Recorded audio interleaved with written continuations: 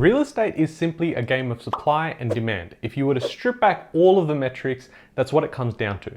And what we're finding is the numbers that are coming out regarding supply is getting worse and worse every time it gets reported. And so when people think about whether this is the top of the market because property prices are so unaffordable, this is where they've got to come back to. You've obviously got to understand all the metrics involved, lead and lag data, but at the core of it, supply and demand is key. When you couple that with where consumer confidence is being at record lows, you're going to understand that we are so far from the top. That's why it's important you start realigning your expectations and mindset and stop getting advice about real estate from your uncle. If you're interested in what my thoughts are, definitely keep watching. Hey guys, my name's Ravi and welcome back to Personal Finance with Ravi Sharma. If you're new here, smash that subscribe button because I talk about real estate, cryptocurrency, and financial freedom. I've just realized that at some point I'm going to become an uncle, and hopefully I'm not giving that sort of rubbish advice to my nephews whenever that day comes. But if you want to avoid your own uncle and make your own decisions where financial freedom can actually be attainable today, then definitely go and book in the discovery call. I'll leave a link in the description below to our brand new website where you'll find so much more information about what we do and how we do it. Now, housing supply has crashed to a decade low. And let's find out what that actually means. The supply of new homes will crash to the lowest level in over a decade by 2026, worsening housing and rental affordability and leaving the federal government far short of its goal to build 1.2 million homes by mid-2029. Across capital cities, 79,000 new homes will be finished in 2026, a drop of 26% compared with last year due to planning bottlenecks, labor shortages, and soaring material costs. If you're wanting to live in a house and you want to live in a metro city, a capital city where there's high density living, then it's almost going to become impossible over the next couple of years. And this is why investing the right way can make such a big difference. How many people do you actually know that have bought a house 5 years ago, maybe even 10 years ago, and their lifestyle hasn't dramatically changed? It's almost like they've just kept up. And now they're finding themselves with no choice. They only have the house they live in, and that's it. They have some savings.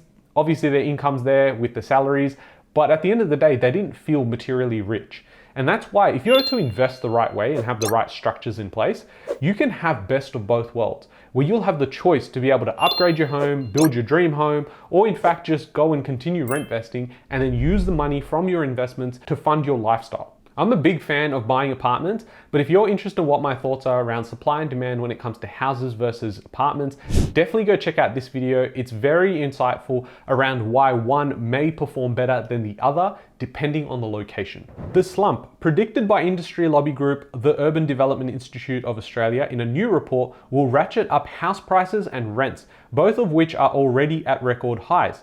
Based on its forecasts, the industry will need to double its capacity and build an eye-watering 300,000 homes between 2026 and 2029 to meet the 1.2 million target. We know that's not going to get hit, and we also know that if 300,000 new homes actually come into effect in 2026, well then the 18.6 year cycle will be perfect because it will have predicted the next crash. You have a large amount of supply come in, and if the demand isn't there for it, we're screwed. But when I see numbers regarding the supply and how much infrastructure is coming relative to the amount of demand we have, it is why I start questioning if the 18.6 year cycle will actually play out here in Australia. As we know, it's based on Western economies and it's a rough guide, but we could be off by a couple of years. And if you think the peak is in 2026 and you simply don't purchase because you think the peak is there, well, what happens if the peak isn't till 2028? And that's a big concern I have when people look at a cycle and they say it's going to repeat every single time. Things change. And yes, cycles often rhyme, but to a large extent, we need to look at localized economies because there will still be growth and there will still be areas that you can continue building your wealth in. If Australia is facing a housing crisis now, then what it might be facing in a year's time may need a stronger adjective, said Colin Keane, who helped compile the report. Once again, governments fail to see the urgency in ensuring adequate levels of active supply and associated development capacity, he said. Westpac chief economist Lucy Ellis said the weakness in building construction had nothing to do with zoning and building approvals, but was due to a large backlog of properties that have been approved that are yet to be completed. Now, this is very important because the reason why these have been approved and not completed is because interest rates, pretty much what felt like overnight, went up by like 300%. And that is a key pivot in how people were actually being able to purchase and go ahead and proceed with building a home. In addition to all of that, you had obviously supply shortages overseas. And then you had all these builders that had fixed price contracts. So while their supply and cost of goods went through the roof, they couldn't increase the final cost to the customer. And that is why we've seen so many construction companies go under. So if you had a fixed fee contract, you pretty much had builders and construction companies go bust because they didn't want to build and they couldn't actually afford to build.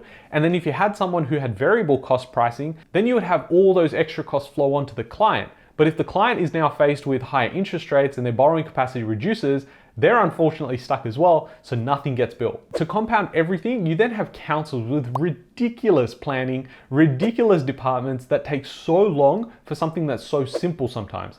And that then has a further backlog, which is why you can use today's data as a cheat sheet for what happens to property prices over the next 18 to 24 months at least.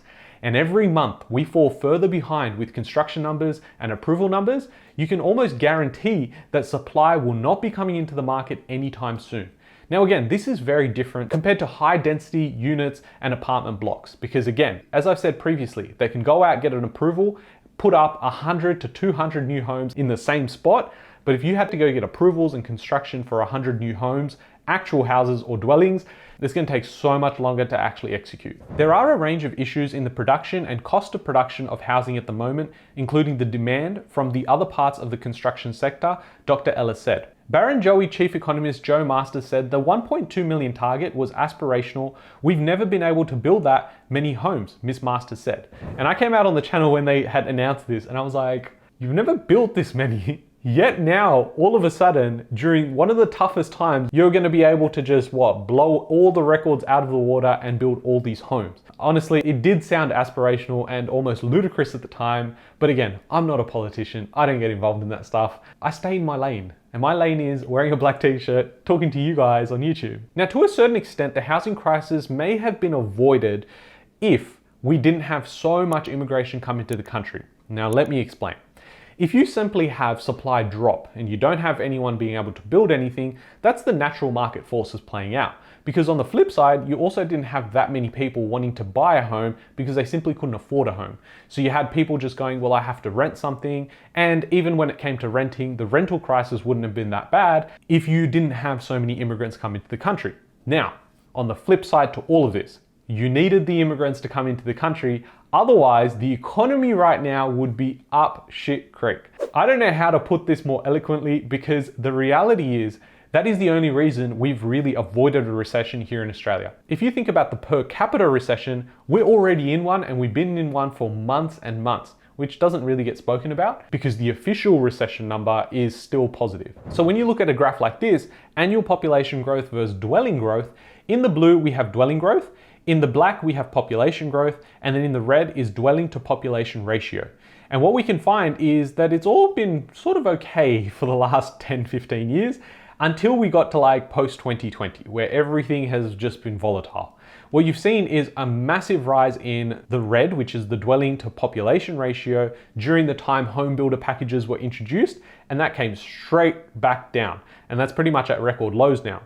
When you compare that to the actual black line, which is population growth, we saw it completely drop off because, again, we had the shutdowns. And now we opened up the borders and we've had so much population growth off the back of immigration coming in. And you could also go and argue that yes, immigrants coming into the country have helped the construction industry because they can come in and help with the labor shortages we also experience. But the reality is there's so much more demand in the space relative to what's being actually built. After reviewing everything that I can when it comes to researching for a video like this, I've come to the conclusion that nothing can really be fixed overnight. A lot of this takes time, and that's why real estate is something that people invest in, because they say, well, it's a long-term game, but it also moves super slowly. And that is actually key to building wealth long-term, because people like you and I, we invest with emotions. And unfortunately, with emotions and the volatility that can come in certain markets, we often make the wrong move. Think about crypto, for example. You simply go in and buy, and then it drops by 30% overnight, and you're like, I'm gonna sell because it's pretty much going to zero, only to then have it followed to go up by 300%, which at that point you're like, well, it's probably going to go up by 1,000%, so let me buy again, and then it drops again by 30%, and now you're completely wrecked. That's not what you see in real estate. And that's why so many rich people park their money from their businesses or high incomes into real estate, because they can say, well, I don't mind if it drops by 3% this year, because next year it might grow by 5%. And overall, the trend is your friend until the very end. And that trend points to one way, which is going up. And when you see the numbers that are coming through with supply and understanding that interest rates are probably going to be lower this time next year, you can understand where the demand on the sidelines is just waiting. And when they come in and you see that supply is not there, we can only see one thing happen. I would take caution to just listening to this 18.6 year cycle theory, which has obviously gained a lot of popularity. It could still well and truly play out, but I'm skeptical, especially when I see numbers like this, and it's almost like a cheat sheet into knowing where prices will be over the next 3 years. I hope you guys have taken some value from this video. If you have, share it with someone because they should also get the value. And if you've enjoyed this, smash that like button and I'll catch you guys in the next one. Thanks guys.